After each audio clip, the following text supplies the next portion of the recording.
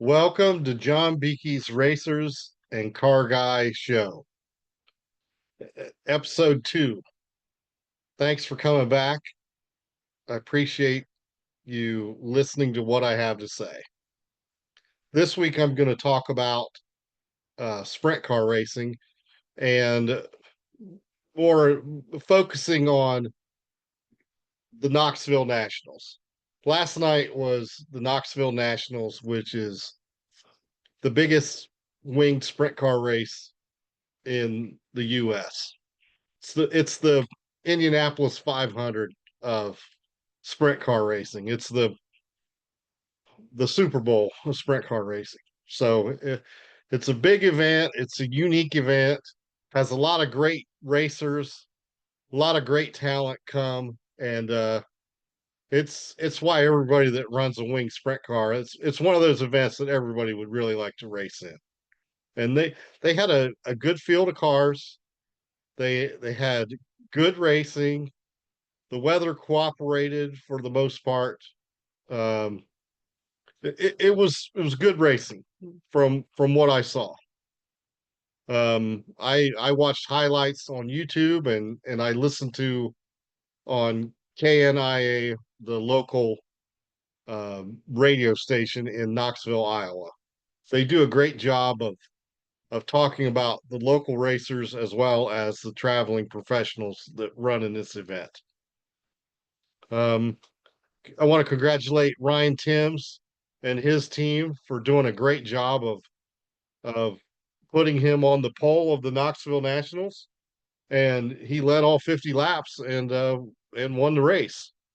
And he's a kid that's only 18 years old, so he's got a big future ahead of himself. That last night was the fifth feature that he had won at Knoxville this year, and that's really saying something. I don't care if you're 18 or you're 28 or 38. It's a big deal to win those kind of events, and he's the second youngest to win the pole and win the feature. A fellow by the name of Greg Weld did that, I believe, in 1964. So this was the 64th running of the Knoxville Nationals. So it's been around a while, and it's got a lot of history, a lot of prestige behind the event. In fact, the sprint car or the National Sprint Car Hall of Fame is on location at the Marion County Fairgrounds at Knoxville Raceway. So it's a big deal. And he talked about that when he was interviewed, that to have his name on that trophy is a really big deal. And I would agree. And I'm sure he's going to do well going forward, whether he goes on the road and races full time or keeps doing what he's doing. So so now the team that he drives for primarily focused on Knoxville this year. They've been racing their weekly, and I think they've pretty much hit all the events there in preparation to get their program put together for the Knoxville Nationals. And can't really take anything away from them. They've put it together. I mean, many times during the feature, excuse me, he got to where he had 4 second leads on the field, and that's pretty unheard of against the caliber of racers and drivers that he was racing against. So they had it figured out and did a great job. Um, I wish him nothing but the best. Um, I'm a big sprint car fan. I like the idea of the Knoxville Nationals. I I I kind of question some things. I don't want to be a downer or look at the negative of things, but sprint car racing as a whole kind of has an issue it needs to deal with. And well, they have many, but a couple that I see immediately they need to work on. And I don't know that they'll really want to do it. Um, the guys that are running up front aren't really going to want to do anything like what my suggestions would be. But the biggest thing, I'll just talk about the elephant in the room, is that they need to do something to help control these costs. The cost of keeping a competitive sprint car out there is just astronomical.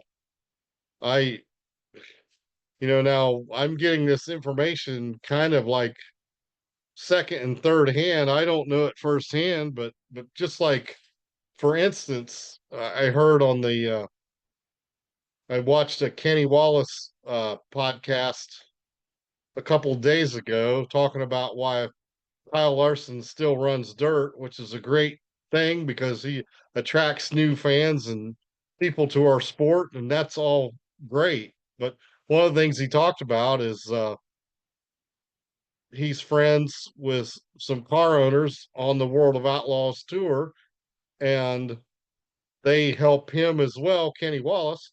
But they're talking about how they've spent $90,000 on an engine. Well, for somebody like me, that's just mind blowing. I mean, I can understand where it comes from. I mean, a racer's own worst enemy is himself when they look in the mirror, because you know, it's like the old adage goes. One of the few times I've ever been able to have my dad speechless talking about things is when I was talking about racing. I said, Dad, I can tell you how I can make you a millionaire in racing. He says, well, how? I said, well, as long as we start out with two, meaning the million's going to just be blown. Well, for these guys, it doesn't take them very long. At $90,000 engines, it's not going to take very long to blow $1 million. So, but the reason I'm even bringing it up is because a couple of things have happened in the last 10 days or so, 8, 9 days. Um, First of all, Casey Kane, which is a prominent car owner, which races himself, he owns the car, a 49 car, Napa sponsored, of Brad Sweet, which is also Brad Sweet is the owner of the co-owner of the High Limits Racing Series with Kyle Larson, his brother-in-law. Um, Casey had been running full time with the High Limit Series, and then also racing, was fielding Brad Sweet's car. Well, last Saturday night, they came out with a statement saying that Casey was going to take the rest of the year off. He's not going to race anymore this year, and they were going to just focus on the Brad Sweet team. Okay, makes sense. I mean, Brad Sweet's a good racer. He wants to help him win and all that kind of thing. Maybe there's some other things going on there, but then also, just today it was released that Jason Myers Racing, they've been fielding two cars with Spencer Baston and Ryan Day. And Ryan Day is I'm sorry, it's Corey Day. Corey Day. He is also a young kid, up and comer, that's been racing for Jason Myers the last few years. And he's also been dabbling in NASCAR and that kind of thing. He's been racing some other series and that kind of thing. So he was basically part-time in the sprint car schedule. Well, he made the Knoxville Nationals. Basin made the Knoxville Nationals, but today it came out that Jason Myers Racing is only going to field one car for the rest of the season, and that's going to be the car of Ryan Day, and that's also going to be more or less a part-time race car out there. They're not going to run like the full finish the whole high limit series for the points championship. So my point in all this is that it's really not hard to figure out. It's economics is what just in my opinion, is what is driving this. So I really wish if I had my way, which a lot of guys wouldn't necessarily like, but what I would really like is all the promoters and track series operators, the sanctioning bodies would really get serious about how we can get control of costs in racing. How we can get be able to make it so maybe they could trim some money off of that. And then maybe Jason Myers Racing wouldn't pull a car off the tour. Or Casey Kane would decide to put somebody else in his car if he didn't want to race or whatever. But regardless, um, no matter what anybody says, the more expensive it is, the less the pool of people that you're going to have that can field a car to be out there, a competitive race car. And just, as a racer that really myself, I really worked hard at doing things, but I also when I was racing, I had to get very, very creative and use parts and pieces, a lot of things that weren't there's no way I was buying top of dog, engines and that kind of thing. Any way we could figure out a way to shave a buck, we were doing it. My team was, and we had some good runs.